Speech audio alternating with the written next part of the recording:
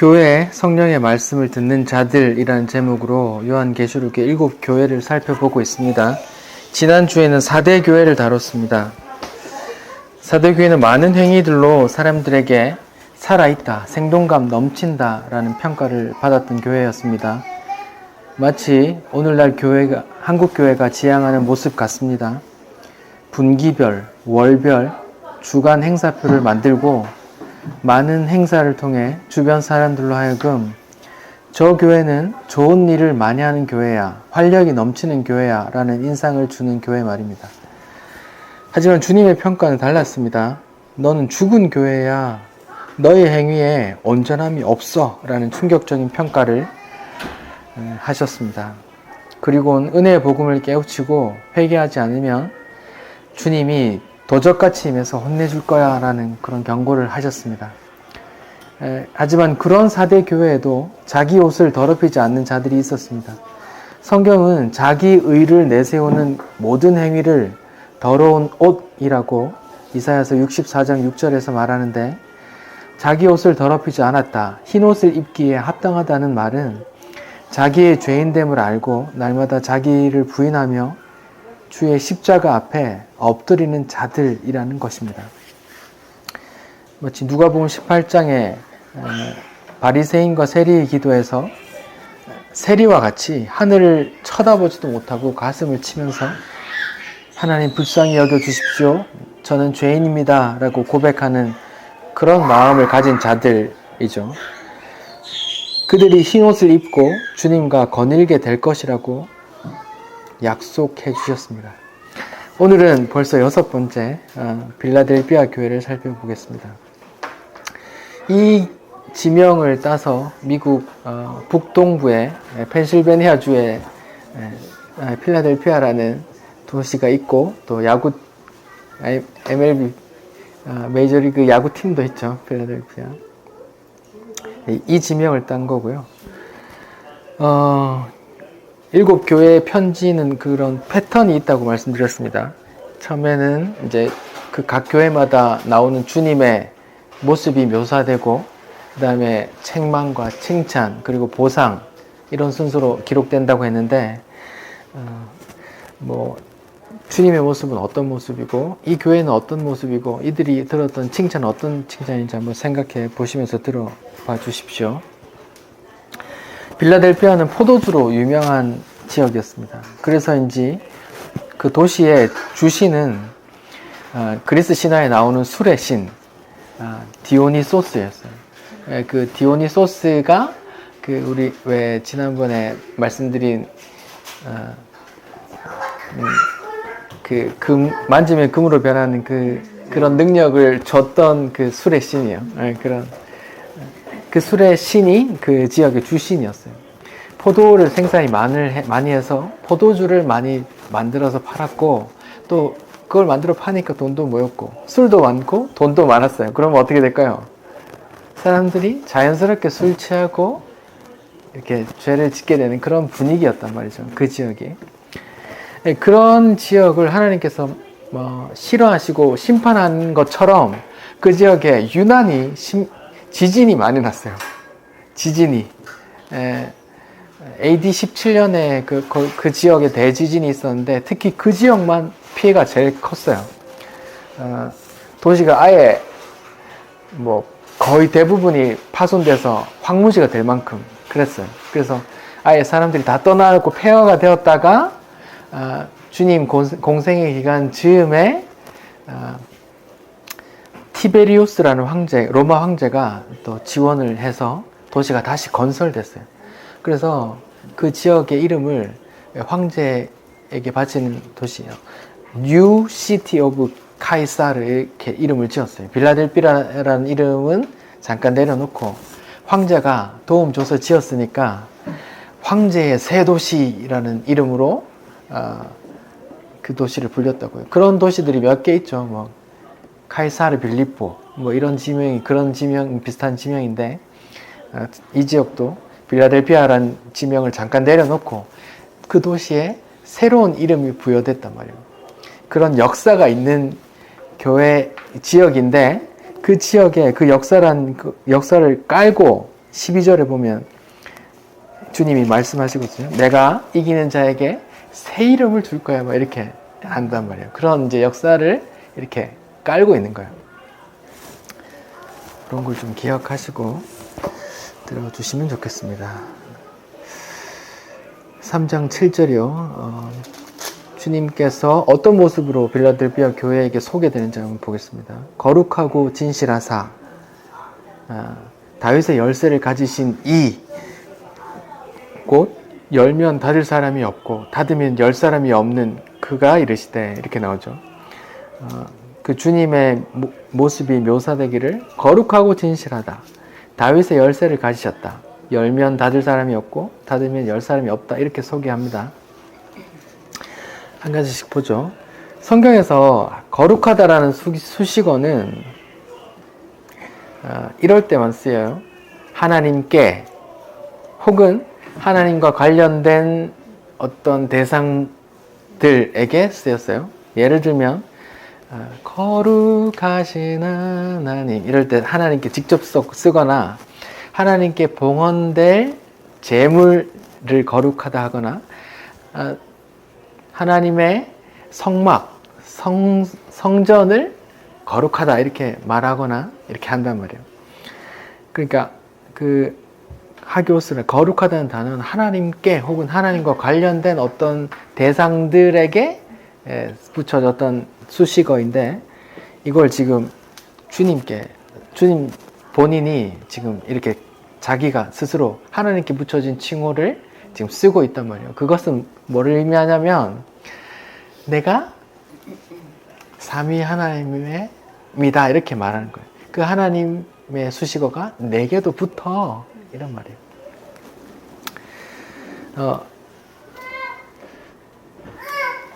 이사야서 6장에 보면은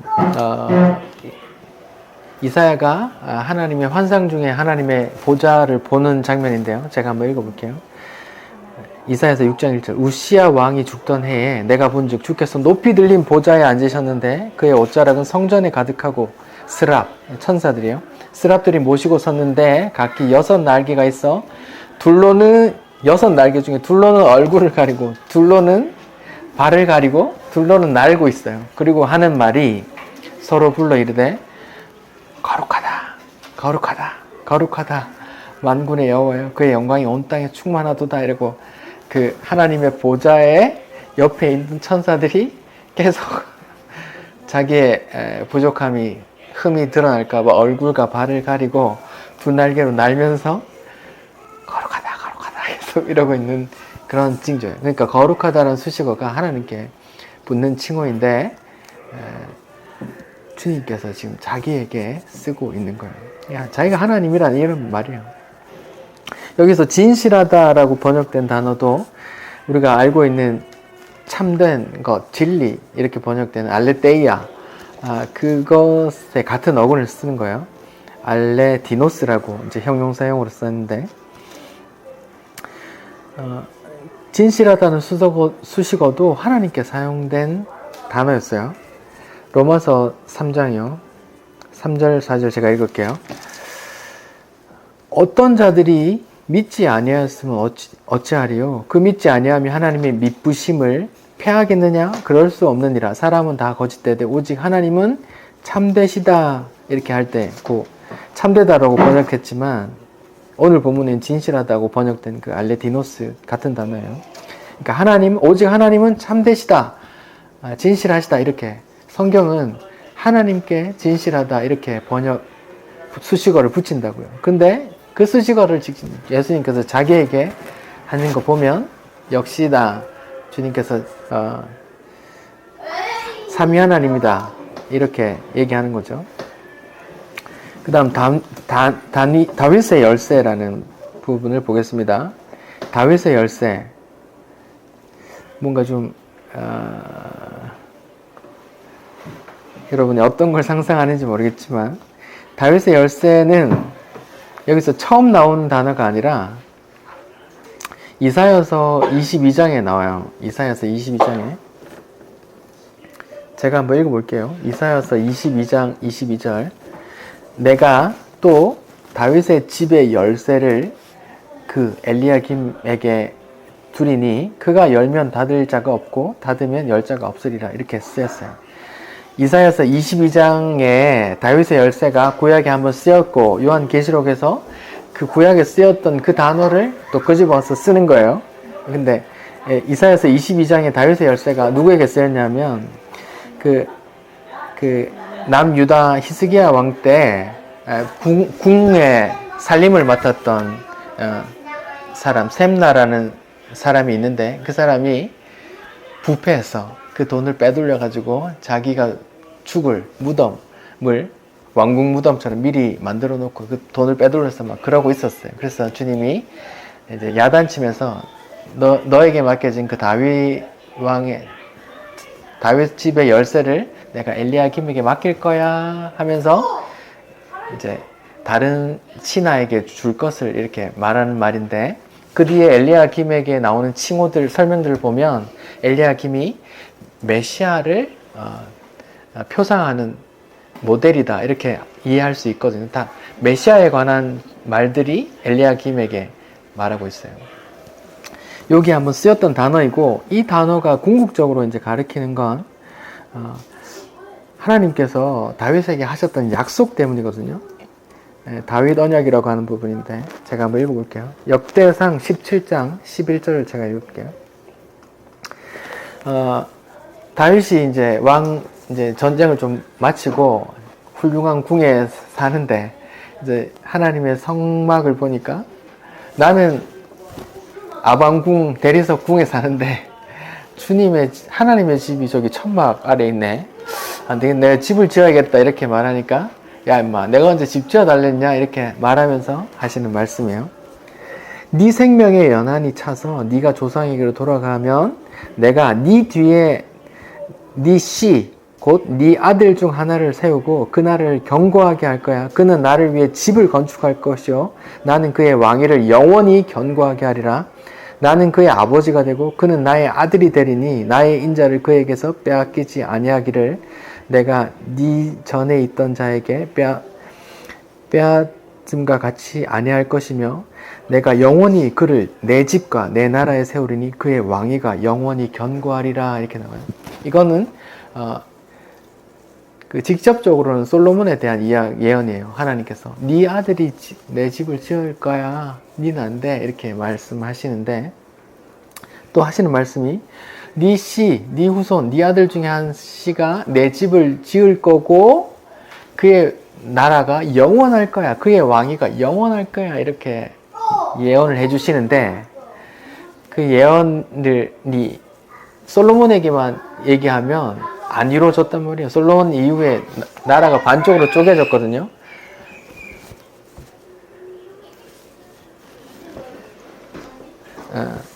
나라가 반틈으로 쪼개졌는데 솔로몬에 관해서만 이 예언이 적용됐다고 치면 안 맞는 거예요. 그러니까 이게 솔로몬 말고 다른 다윗의 후손, 그 후손이 나와서 솔로몬이 지은 보이는 집 말고 다른 집, 하나님의 집, 성전을 다른 집을 짓는 자가 있고 또 그가 세우는 나라, 그의 나라가 영원할 것이다 이런 예언이 있는 거예요. 그러니까 그게 당장은 솔로몬에 대한 얘기이고 궁극적으로는 메시아에 대한 예언이거든요. 주님의 나라. 주께서 이런 말씀하셨죠. 성전을 이것을 헐라 내가 사흘 만에 다시 짓겠다 이렇게 말하니까 이 인간이 미쳤나 이렇게 얘기를 하는데 주님은 그 구약의 예언들을 계속 끄집어와서 하시는 말씀이거든요. 내가 그 다윗의 씨고 내가 그 솔로몬이 눈에 보이는 그 성전을 지은 것은 그건 모형이고 모델하우스고 내가 짓는 게 진짜 하나님의 집 성전이야 이렇게 하는 말이거든요. 주님께서 3일 만에 보이는 성전을 지은 게 아니잖아요. 그건 십자가를 찌고 성령을 부으시고 주의 교회 성도들을 재울 것을 말하는 거거든요. 그게 다 이렇게 맞물린단 말이죠. 교회가. 그러니까 그 하나님께서 다윗에게 약속한 그 영원한 왕권에 관한 말씀이에요. 다윗 왕의 열쇠. 다윗 집의 열쇠. 이거는 구약에서 예언되었던 그 단어를 계속 끌고 와서 메시아에 관한 칭호를 붙이는 거예요. 구약에서 예언되었던 그 메시아가 나야 라고 지금 말하고 있는 거죠. 그렇게 자기를 소개하는 거예요. 나는 하나님에게 붙였던 그 칭호, 거룩하고 진실하다는 그 칭호가 내게 맞는 거고, 또 하나님께서 약속하신 그 다윗의 씨, 그가 하나님의 집을 짓고 또 영원한 왕국을 세우는 그 사람이 바로 나야 라고 지금 말하고 있어요. 그 왕권은 얼마나 대단하냐면, 내가 닫으면 감히 내 뜻에 반해서 열 사람이 없고, 내가 열어버리면 내 뜻에 반해서 누가 닫을 수 있는 사람이 없어. 내가 최고야. 내가 왕이야. 이런 이제 말씀을 하시는데, 이렇게 자기를 소개하고 나서 8절에 하시는 말씀이, 볼지어다 내가 네 앞에 열린 문을 두었으되 능히 닫을 사람이 없다. 이렇게 말해요. 그 열쇠를 가지신 분이 그 빌라델비아 교회 성도들 앞에 문을 열어 제껴놔요. 근데 그 문은 하나님 나라로 가는 문이고, 요한계시록 21장에 나오는 그 새 예루살렘에 대한 이야기이고 그래요. 그러니까 내가 그 열쇠를, 문을 닫고 여는 그런 열쇠를 갖고 있는데, 내가 빌라델비아 니네 앞에는 내가 확 열어둘게. 내가 열어두면 아무도 못 닫아. 그러니까 엄청나지. 내가 열어놨어. 내가 열어놓은 문을 네 앞에 내줄게. 왜? 내가 네 행위를 봤거든. 네 행위가 어떻길래. 빌라델비아 교회는 요한계시록 7교회 중에 뭔가요? 서모나하고 서모나와 빌라델비아 두 개만 칭찬만 받았던 교회거든요. 근데 칭찬의 내용만 보면 빌라델비아 내용에 대한가 제일 많아요. 그러니까 어쩌면 서모나보다 7교회 중에 가장 칭찬을 받았던 교회라고 볼 수 있어요. 빌라델비아 교회가. 근데 그 칭찬의 내용이 뭔데? 도대체 빌라델비아 교회가 어떻길래 뭐 하면 그렇게 칭찬받나?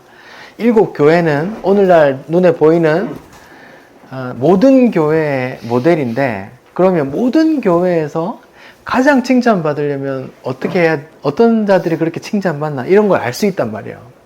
그 다음에 내용이 뭡니까? 요한계시록 3장 8절, 내가 네 행위를 아노니 하면서 칭찬의 내용이 나와요.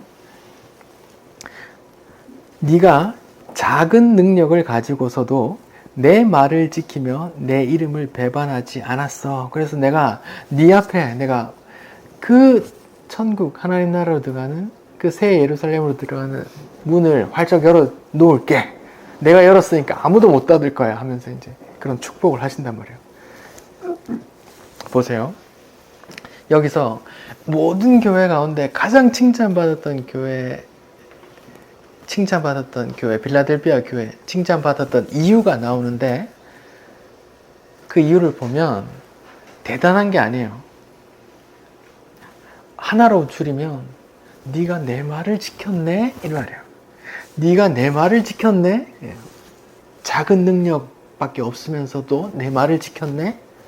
여기서 작은 능력이라고 하면 이들이 보잘것 없었단 말이에요. 교인 수가 많지 않았다는 뜻도 되고, 그들이 모인 구성원들이 부자가 아니라 가난했을 수도 있고, 사회적으로 높은 지위를 가진 사람이 아니라 열악한 지위에 을의 위치에 있었을 사람이었을 수도 있고, 혹은 학식이 짧았을 수도 있고, 혹은 건강하지 않았을 수도 있고 그래요. 주님께서 분명히 말씀하시기를 너는 작은 능력을 가진 자네, 능력이 조금밖에 없네, 그래도 내 말을 지켰네, 이렇게 칭찬하시는 거예요. 보세요. 모든 교회 가운데 가장 칭찬받았던 빌라델비아 교회에서 주님께서 칭찬한 이유 한 가지가 뭐예요? 네가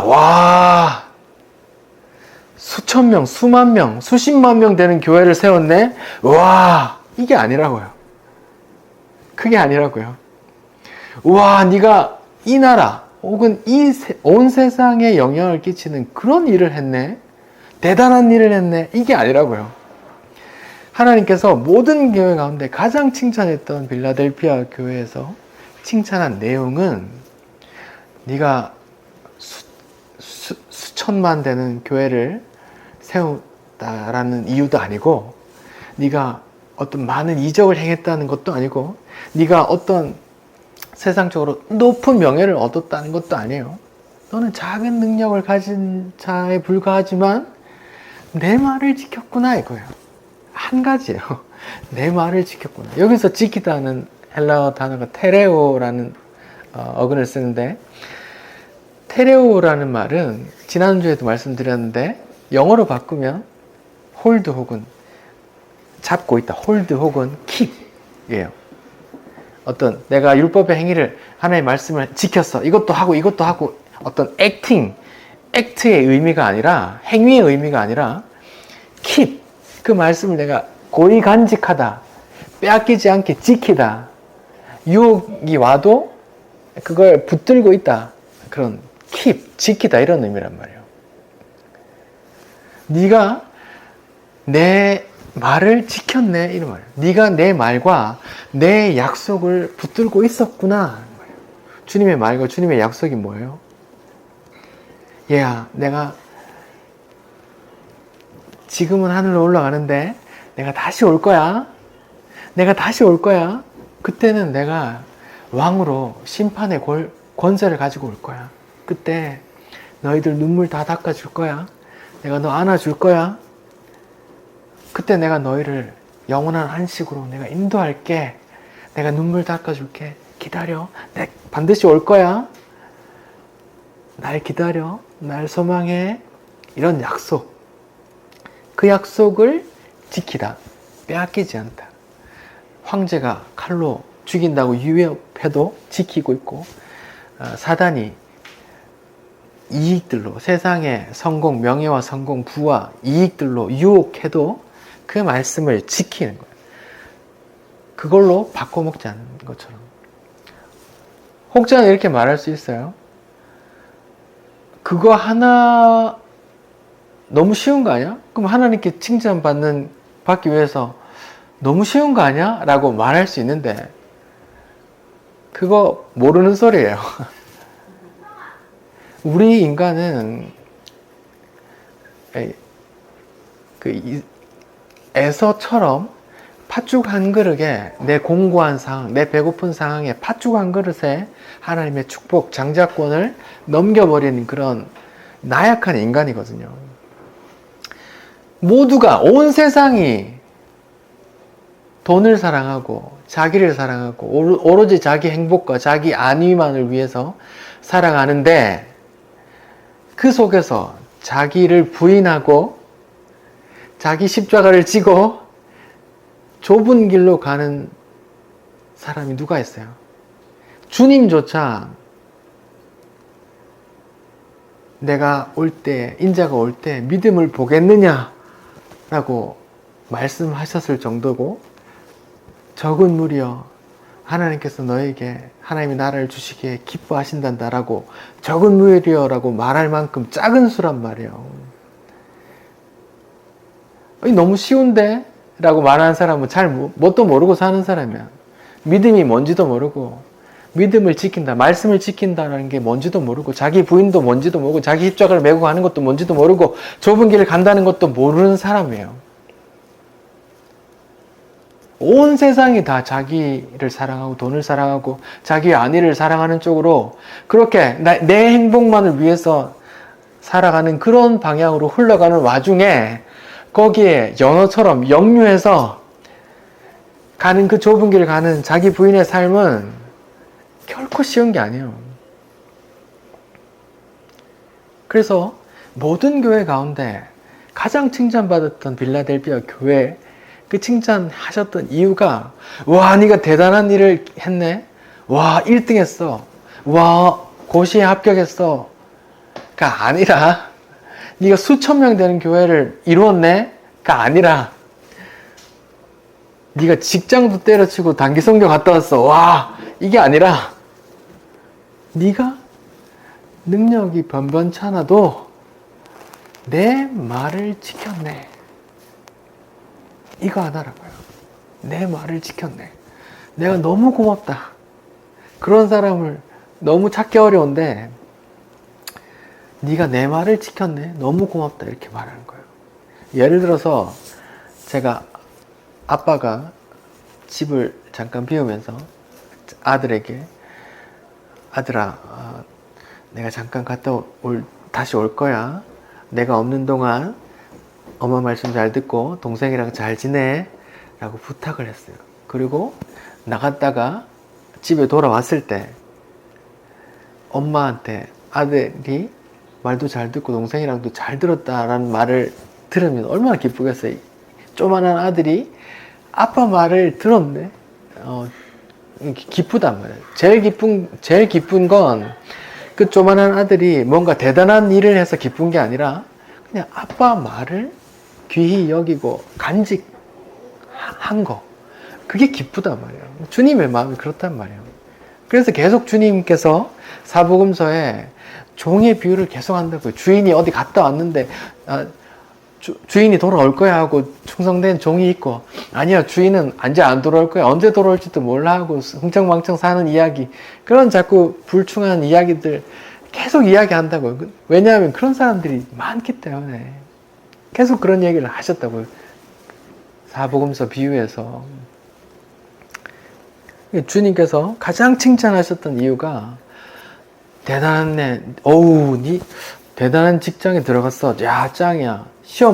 야, 고시에 합격했네. 야, 와, 대단한 업적을 이뤘네. 그렇게 빨리 진급했어. 와, 이런 게 아니라고요.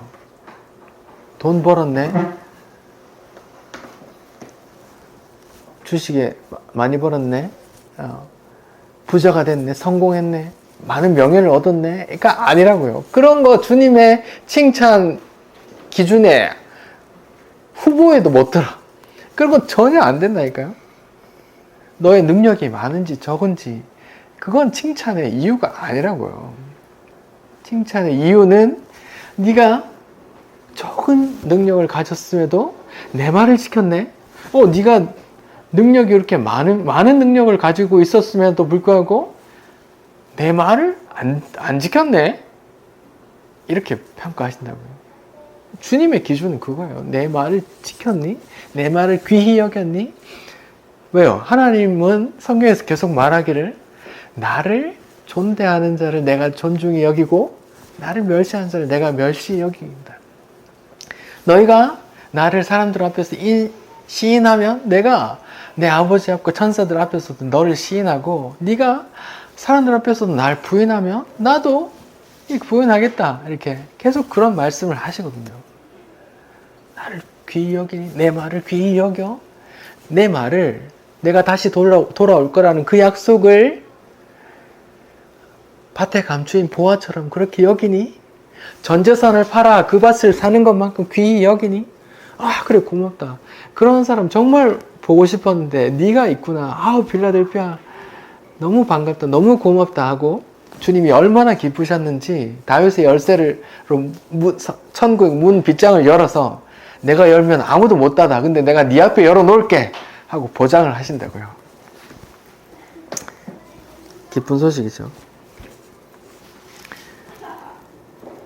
계속 이어지니까 10절 먼저 볼게요. 네가 나의 인내의 말씀을 지켰은즉 내가 또한 너를 지켜 시험의 때를 면하게 하리니 이는 장차 온 세상에 임하여 땅에 거하는 자들을 시험하게 할 때라. 이렇게 나와요. 여기 이 해석 때문에 사람들이 세대주의 해석으로 많이 가요. 세대주의 해석은 간략하게 얘기하면 이런 거예요. 주의 재림이 2번 있다는 말이에요. 7년 대환란이라는 개념을 잡아놓고 주님을 잘 믿는 성도들 앞에 1차 재림, 걔네들 쏙 휴거에 간다. 걔네들은 이 땅에서 7년 대환란으로 죽어나갈 때 그는 천국에서 하나님과 오 이렇게 좋은 시간 보내고 있다가 주님이 두 번째 재림하실 때 이제 진짜 끝 두 번째 종말의 재림이 있다 이렇게 말하거든요. 여기서 보면 이 구절이 그런 세대주의의 교리를 근거해 주는 것처럼 해석해 놨잖아요. 네가 내 말을 지켰어. 그래. 네가 내 말을 지켰으니까 나도 너를 지켜. 장차 올 그 환란의 때에 네 시험을 면케해 줄게. 이렇게 번역했잖아요. 이거 잘못된 번역입니다. 원어에는 면하게 해줄게. 이런 단어 없어요. 영어로 하자면 이런 거예요. I will keep you from the hour of trial. 시험의 시간으로부터 너를 나 역시 지켜줄 거야. 이런 말이에요. 시험을 면하게 해줄게가 아니에요.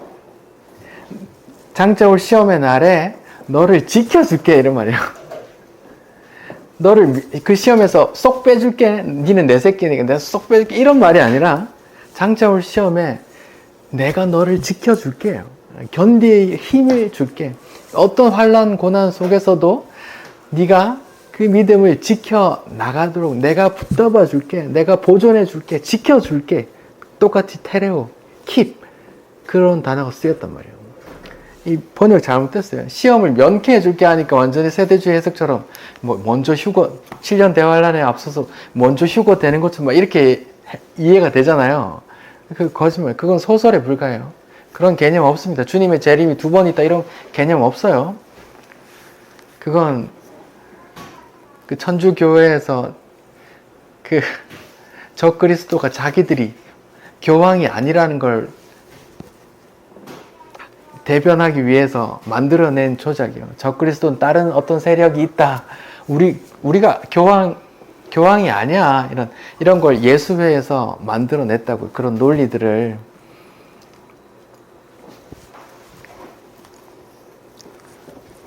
그러니까 요한계시록 3장 10절에 시험을 면하게 해주겠다 이런 건 잘못됐어요. 이런 말 원문에 없어요. 그냥 시험의 때에 내가 너를 지켜줄게. 네가 내 말을 지켰듯이 나도 너를 지켜줄게. 그 시험에서도 견뎌 나가도록 내가 지켜줄게요. 너만 시험에서 쏙 빼줄게 이런 거 아니란 말이야. 잘못 번역된 겁니다. 원어를 공부하시는 분 다 동의하실 거예요. 자, 다시 보세요. 만약에 환란에서 내 새끼들만 빼줄게, 면케해 줄게라고 그 말이 맞다면 11절하고도 연결이 안 돼요. 11절 제가 읽어볼게요. 내가 속히 올 건데 네가 가진 것을 굳게 잡아 아무도 네 면류관을 빼앗지 못하게 해 라는 당부를 할 필요가 없잖아요. 시험을 쏙 빼줄게. 네가 내 말을 지켰으니까 내가 그 장차 올 대환란에서 니를 쏙 빼줄게 라고 말할 거면 네가 가진 것은 그 믿음 굳게 붙잡아. 그 면류관을 빼앗기지 않게 굳게 붙잡아 라고 부탁할 이유가 없잖아요. 번호도 안 맞고 11절 문맥에도 안 맞단 말이에요. 그런 말 아닙니다. 그런 말 아니라고요. 자, 다시 그럼 9절 다시 볼게요. 보라, 사탄의 회당 곧 자칭 유대인이라 하나 그렇지 아니하고 거짓말하는 자들 중에서 몇을 내게 주어 그들로 네 발 앞에 절하게 하고 내가 너를 사랑하는 줄 알게 하리라 이렇게 말해요. 특별히 이제 빌라델피아 교회에 이제 유대인 사탄의 회당이라고 말하는 유대인을 언급하는 이유가 있는데 어쩌면 빌라델피아 지역에서 황제보다도 더 모질게 그 성도들을 괴롭혔던 존재들이 유대인이었기 때문이에요. 근데 유대인을 왜 또 거짓말하는 자라고 하느냐? 왜 거짓말이라고 할까요? 자, 성경은 하나님의 뜻이 담긴 책이거든요. 그러면 하나님의 뜻을 하나만 말하라면 뭐예요? 예수를 믿으라는 말이거든요. 내가 내 아들을 보낼 건데 내 아들 믿어 이런 말이거든요. 하나님의 뜻 하나만 뽑으라면. 그러면 성경에서 말하는 거짓말은 가장 강조하는 거짓말 하나를 뽑으라면 뭘까요? 예수를 부인하는, 예수는 하나님의 아들이 아니다. 예수는 하나님께서 보낸 그 그리스도 메시아가 아니야 라고 말하는 게 성경이 가장 강조하는 거짓말 1순위라고요. 성경은 거짓말 하나를 뽑아라고 하면 그 거짓말, 예수를 부인하는 걸 거짓말이라고 해요. 그걸 사단 적그리스도라고 한단 말이에요. 이게 제 말이 아니라 성경 구절이 있어요. 제가 한번 읽어볼게요. 요한 1서 2장 22절이에요. 요한 1서 2장 22절. 제가 읽어볼게요. 거짓말하는 자가 누구냐 이렇게 말해요. 아까 지금 얘기하죠. 거짓말은. 성경에서 가장 거짓말하지 마 해서 그 거짓말, 그 하나, 제일 중요한 거 하나를 뽑으라면 이 거짓말인데 뭐예요? 거짓말하는 자가 누구냐? 예수께서 그리스도이심을 부인하는 자가 아니냐. 아버지와 아들을 부인하는 그가 적그리스도니. 성경은 하나님의 뜻이 담긴 책인데 그 하나님의 뜻 하나로 한 문장으로 줄이면 뭐예요? 하나님의 뜻 한 문장으로 보면 내 아들 예수를 믿어, 내가 보내는 내 아들 예수를 믿어인데 거짓말, 성경이 말한 한 가지 거짓말을 뽑으라면 그게 거짓말이야. 예수가 하나님이 보낸 그 메시아가 그 그리스도가 아니야 라고 말하는 그것을 성경은 거짓말 이렇게 대표해서 쓴단 말이에요. 그걸 또 그렇게 말하는 사람을 적그리스도라고 하고, 성경에서 말하는 거짓말 이해가 되죠?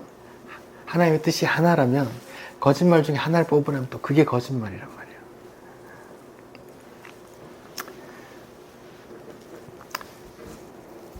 말이에요. 성경에 이런 표현이 있거든요. 그 사복음서에 계속 반복되는 표현인데 이런 말이 반복되어 있잖아요. 누구든지 있는 자는 받겠고 혹은 받아 넘치겠고 없는 자는 있는 것까지 빼앗. 없는 자는 그 있는 줄로 아는 것까지도 빼앗길 것이다. 누가복음 8장 18절. 그러니까 누구든지 있는 자는 그 아들의 믿음이 있는 자는 받아 풍성해지고 없는 자, 그 없는 자는 있다고 착각하는 것까지 뺏길 거야 이런 말이에요. 그 말이 또 다른 말로 표현하면 이거요. 먼저 된 자가 나중되고 나중된 자가 먼저 이런단 말이에요. 그걸 왜 유대인의 이야기로 표현하느냐? 유대인들은 뭐라고 생각했어요? 우리가 율법을 빠짐없이 지키는 우리가 하나님을 가장 잘 경배하는 자이고 우리가 천국의 1순위다 이렇게 생각하잖아요. 그들이 있다고 착각하는 없는 자인 거예요. 그들은 나중에 어떻게 돼요? 있다고 생각하는 것까지. 내가 천국에 들어갈 거야 라고, 내가 하나님 잘 믿었어 라고 하는 그것까지 다 사그러진단 말이에요. 누가복음 13장 제가 한번 읽어볼게요. 누가복음 13장 23절부터요. 어떤 사람이 여짜오되 주여 구원받는 자가 적으니까, 지금 여기도 구원받는 자가 많습니까 적습니까 물어요. 그들에게 이르시되 좁은 문으로 들어가기를 힘쓰라. 내가 너희에게 이르노니 들어가기를 구하여도 못하는 자가 많으리라. 집주인이 일어나 문을 한번 닫은 후에, 지금 또 여기도 문을 열고 닫는 내용이 나오죠.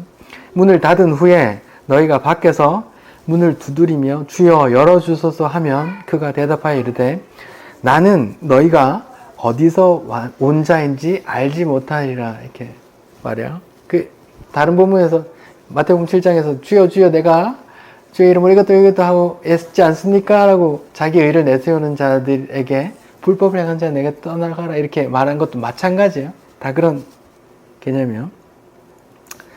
너희가 아브라함과 이삭과 야곱과 모든 선지자는 하나님의 나라에 있고 오직 너희는 밖에 쫓겨난 것을 볼 때에 거기서 슬피 울며 이를 갈리라.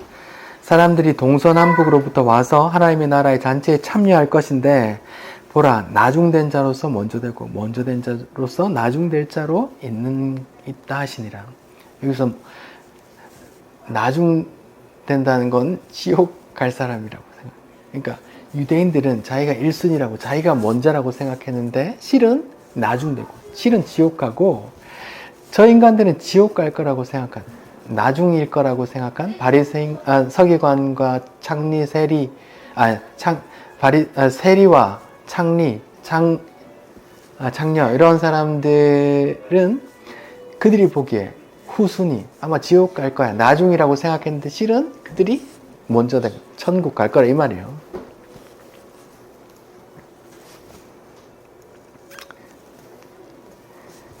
자, 유대인의 이야기. 그들이 너를 그렇게 핍박하던 유대인들이 나중에 너에게 와서 막 절하고 놀랄 거야 이렇게 말할 거예요. 그래, 그렇게 함으로써 내가 너를 저 유대인들이 아니라 너 필라델피아 성도 너 나중된 자 같은 자 작은 능력으로 빌빌하고 보잘것없이 보였던 너희들을 내가 저 유대인들이 아니라 너희를 사랑했던 걸 알게 해줄게 라고 말하는 거예요.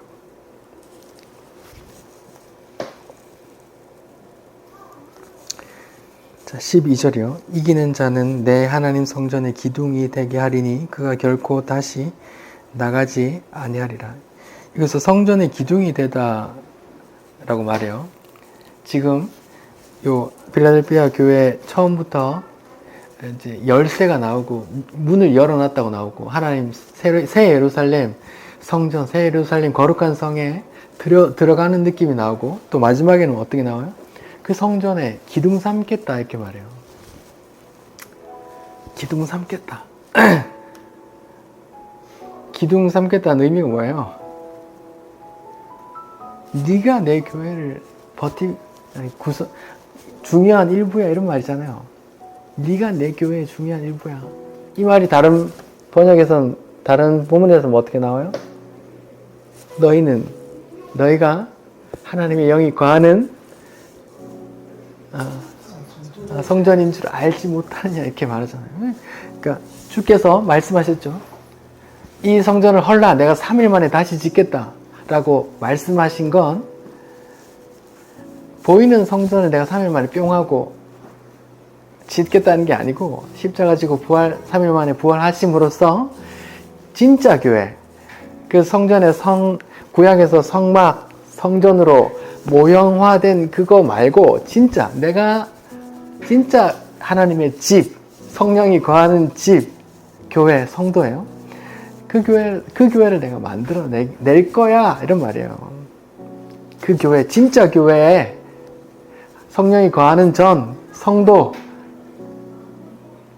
또 그들을 교회라고 하고 성전이라고 하는데 또 다른 본문에서는 뭐라고 말해요? 너희가 예수께서 모퉁이 돌 되시고 서로 연합하여 성전을 지어져 가느니라 이렇게 말하잖아요. 서로 기둥이 되고 문이 되고 이렇게 해서 서로 모여서 성전을 이루어 간다는 거예요.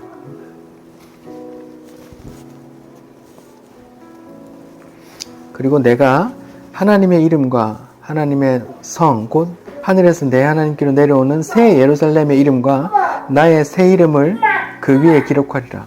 여기서 이름이 나오죠. 우리가 찬양했잖아요. 내 이름 아시죠? 라고 찬양도 했는데 여기서 하나님께서 새 이름을 준다고 해요. 하나님의 이름과 새 예루살렘의 이름과 나의 새 이름을 너 위에 써줄게 이렇게 말해요. 자, 생각해 봅시다. 우리가 초등학생들 학교에 가면 어디에 자기 이름을 써요? 예, 자기 소유물에 써요. 예, 시험지도 자기 거에 쓰잖아요. 자기 이름을 쓴다는 건 뭘 뜻해요? 자기 거라는 말이에요. 하나님께서 하나님의 이름을 쓰고 예수님의 이름을 쓰는 건 내 거 이런 말이에요. 내 거. 하나님 거니까 자기 이름을 쓰잖아요. 근데 이거를 구약에서 계속 반복해서 말해왔거든요. 나는 너의 하나님, 너는 내 백성이 되고 나는 너의 하나님이 되라. 이게 소유의 개념이고요. 너는 내 백성이 되고 나는 너의 하나님이 될 거야. 이렇게 계속 반복해 오셨거든요. 그 예언을. 그 소유가 오늘 요한계시록에서는 내가 천국문을 열어놨어. 내가 너를 성전 기둥 삼을 거야. 내가 너에게 내 이름을 써줄게. 새 이름을 써줄게. 또 예수님의 이름이 왜 새 이름이냐? 우리가 지난번에도 말씀드렸듯이 예수님은 이 땅에서 저주받아 죽은 자였죠. 건축자들이 버린 돌이었는데 새 이름은 뭐예요? 모퉁이 돌. 성전에 하나님의 집에 모퉁이 돌이라는 새 이름이었어요. 저주받아 죽은 자였는데 새 이름은 뭐예요? 만왕의 왕으로 만주의 주로 오시는 그 새 이름 말이에요. 그 새 이름을 내가 써줄게. 그 새 이름을 알고 그 말을 품는 자가 성도인 거예요. 아니 예수가 뭔데 2000년 전에 지구 반대편에서 그렇게 사형당해서 죽은 그 예수가 뭔데? 나하고 무슨 상관이야? 그 옛 이름, 저주받아 죽은 그 옛 이름만 아는 사람은 천국에 못 간다. 천국 갈 수 없단 말이에요. 그 새 이름에 대한 약속, 그 약속을 믿고 붙드는 자가 그 새 이름을 받을 천국 백성이란 말이에요. 그 새 이름이 뭔데요? 만왕의 왕으로 만주의 주로 심판자로 오시는 그 주님 새 이름, 그 주님 오잖아요. 그리고 새 예루살렘의 이름이라는 건 요한계시록 21장에 보면 새 하늘과 새 땅, 새 예루살렘 이렇게 나오거든요. 여기 보면 하늘에서 새로 거룩한 성 새 예루살렘이 내려오는데 마치 신부가 신랑을 위해 단장한 것 같더라 이렇게 나와요. 그 뭐예요? 새 예루살렘이 예루살렘 성으로 건물로 표현되지만 실은 뭐예요? 예수라는 신랑에게 시집가는 그 신부 성도들의 모습이란 말이에요. 그 새 예루살렘, 구약의 그 옛 예루살렘, 그 보이는 성전 말고 진짜 예수의 신부되는 혼인잔치에 그 신부되는 그 실체 예루살렘, 새 예루살렘의 이름을 너에게 줄 거야 이런 말이에요. 근데 아직까지 그 세대주의자들은 뭐예요? 약속이 때가 되면 새 성전, 제3의 성전이 이제 짓게 될 거니까 우리가 지금 재료 다 준비해놨어. 지금 허락만 떨어지면 지금 당장이라도 지을 수 있어. 계속 그 옛 성전 얘기하고 있단 말이에요. 그런 거 아니라니까. 새 예루살렘 성전이라니까요. 하나님이 영이 거하는 진짜 새 예루살렘 성전, 성도, 하나님의 영이 거하는 그 성도 말입니다. 신랑, 예수라는 신랑을 위해 단장한 신부, 그 성도를 새 예루살렘이라 한단 말이에요. 그래서 하나님의 이름과 새 예루살렘의 이름과 나의 새 이름을 너에게 준다 이런 말이에요. 그래서 여기서 11절 한번 더 보고 올게요. 내가 속히 오리니 네가 가진 것을 굳게 잡아 아무도 네 면류관을 빼앗지 못하게 하라 이렇게 말해요. 네가 가진 것을 굳게 잡아 이렇게 말해요. 마지막 당부예요. 주님의 당부. 주님이 오실 때까지 굳게 잡고 있어. 그걸 영어로 표현하면 keep이에요. 그 약속, 그 말씀 꼭 붙들고 있어. 여러분이 가진 게 뭔데요? 그 가진 게 뭐냐에 따라 천국과 지옥이 갈려요. 여러분이 돈을 붙잡고 있어요. 지옥 갈 겁니다. 여러분이 부와 성공을 붙잡고 있어요. 지옥 갈 겁니다. 여러분이 붙잡고 있는 게 그 십자가 복음, 그 주의 약속, 그 주의 말씀이면 끝까지 붙으십시오. 인간관계 잘못해도 괜찮습니다. 돈을 많이 못 벌어도 괜찮습니다. 변변치 못한 직장을 가지고 있어도 괜찮습니다. 여러분이 가난해도 괜찮습니다. 다 괜찮아요. 여러분이 죽을 병이 걸려도 괜찮습니다. 여러분이 어마어마한 대성공의 삶을 살지 않아도 괜찮습니다. 근데 여러분이 붙들고 있어야 될 게 있어요. 그걸 붙들지 않으면 큰일 나요. 그게 네가 받은 것, 네가 가진 것, 그 주의 말씀, 그 십자가 복음, 그 주의 약속, 그걸 붙들고 있어야 돼요. 사람하고 싸워도 괜찮아요. 돈을 많이 못 벌어도 괜찮고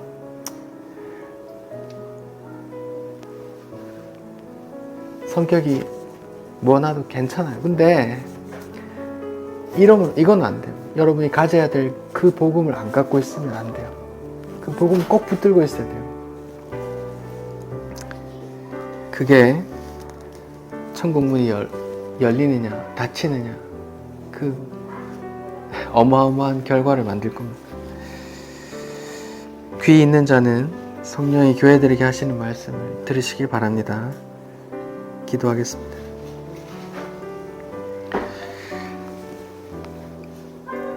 주님,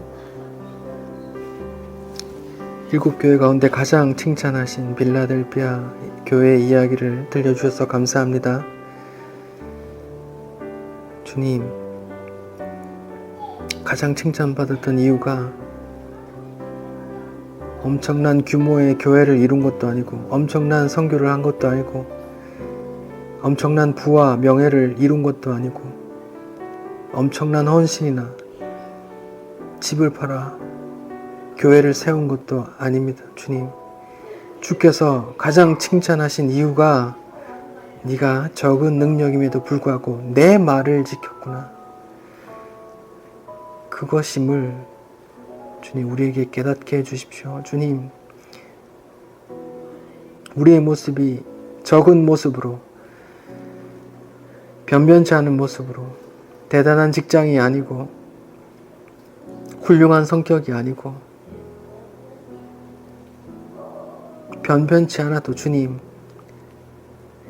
적은 능력으로 주의 말씀을 킵하고 지키는 그런 복된 자들 되게 도와주십시오.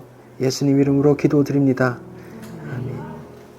나의 구주 삼고 성령과 피로써 거듭나니 이 세상에서 내 영혼이 하늘의 영광 누리도다.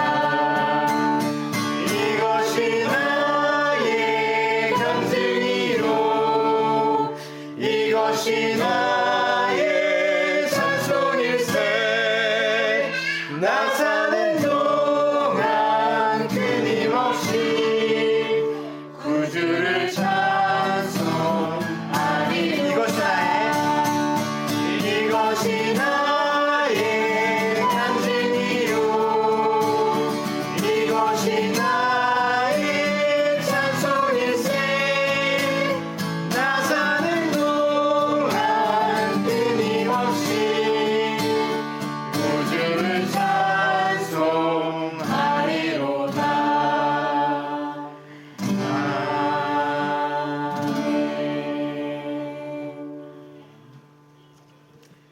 준비된 찬양